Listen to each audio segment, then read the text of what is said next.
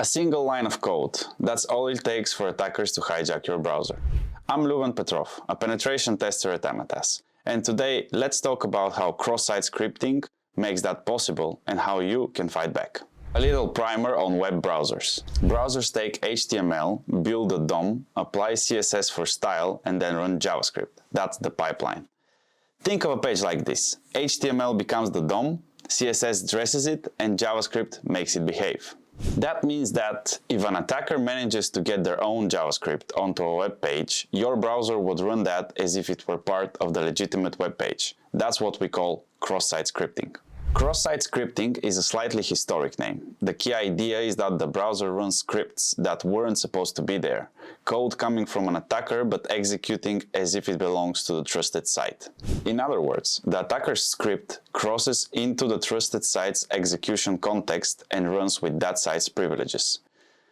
In the community, it's typically accepted to split cross-site scripting vulnerabilities into three categories: persistent or stored cross-site scripting, reflected cross-site scripting, DOM-based cross-site scripting. This demo runs in a local lab.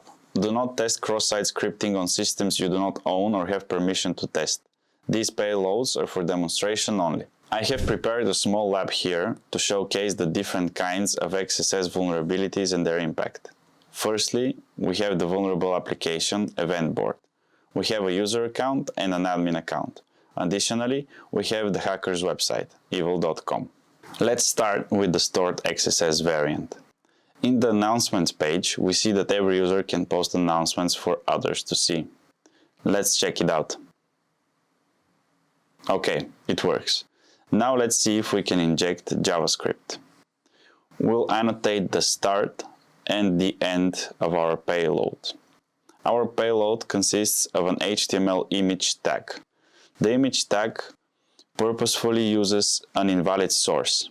This source would trigger an error, which is caught by the onError attribute.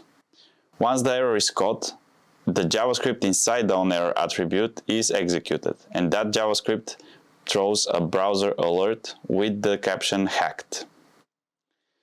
We already see signs that our XSS attack is successful. Let's also use the admin user to see. We see the browser alert here too. This means that the application is vulnerable and that we can now use this functionality to execute arbitrary JavaScript code in the browsers of all users. I will demonstrate this by using the following payload. It will load a malicious script hosted on evil.com. The script logs all keyboard keys pressed by the victim and allows the attackers to see them. As the admin user, we will now navigate to the announcements page. First, we see our previous payload executing the browser alert, and then we see a login prompt. We'll type our credentials in here. We also pull up the attacker page, and we observe that every key pressed by the admin is captured and sent to evil.com. Now let's see how the reflected XSS variant works. Often when you get an invitation to a new website or application, you will get an invite link via email. It may seem something like this. If we open the link in the browser, we see a welcome message with our name on it. However, let's try a small variation of this link. Let's change the error message to an image tag that runs a browser alert, just like we did earlier. Indeed, we see the alert. This is soundproof that JavaScript has been executed in our browser. However, as we already know, JavaScript can do a lot more than simply triggering browser alerts.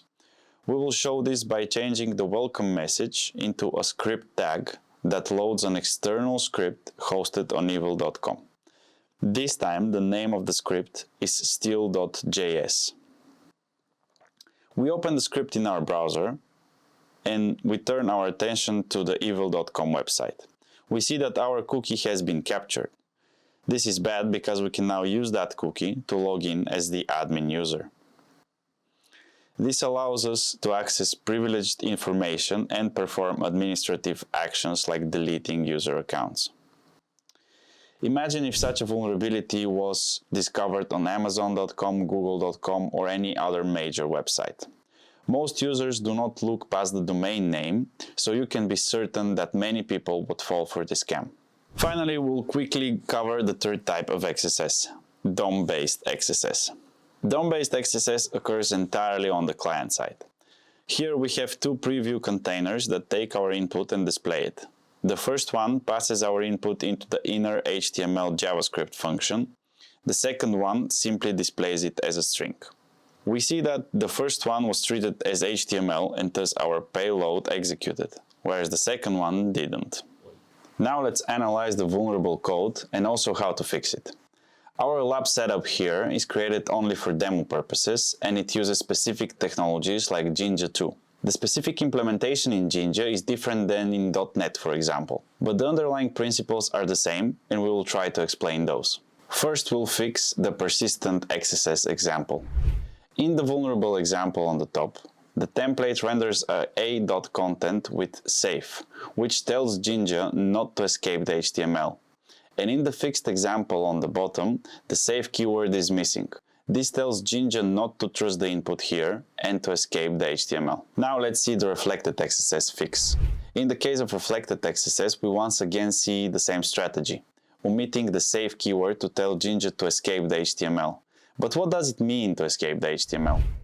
HTML escaping or encoding means replacing characters that have special meaning in HTML, like less than, greater than, ampersand, single and double quotes, with HTML entities, so the browser treats them as text instead of markup or code. Regarding DOM-based XSS, we have actually already seen the fix. All you have to do to guard against this vulnerability is to use a safe DOM API like text content instead of inner HTML. The main reason inner HTML is considered a security risk is that it does not differentiate between content and executable code. It treats everything as raw HTML, which means any JavaScript embedded within the HTML will be executed when the content is rendered. Let's quickly check whether the payloads that we use to trigger browser alerts work. Let's check the announcements page. No browser alert. Now let's check the invitation page. No browser alert. Seems like the mitigations we put in place are working and we are safe. We have already looked at two techniques to mitigate XSS: HTML encoding and using safe DOM APIs. However, XSS is a vulnerability that has many faces and can occur under very different conditions. Therefore, there is no one-size-fits-all solution. Rather, you need to take a defense-in-depth approach. So, here are some other techniques that you can employ in your own system. Use framework template escaping, just like we did in Jinja. Use safe cookie flags like HTTP only, same site, and a content security policy. Use input sanitization libraries to remove dangerous functions. Use modern front-end frameworks since they often have built-in defenses. Okay folks, that's all from me. The rest is up to you. Stay based.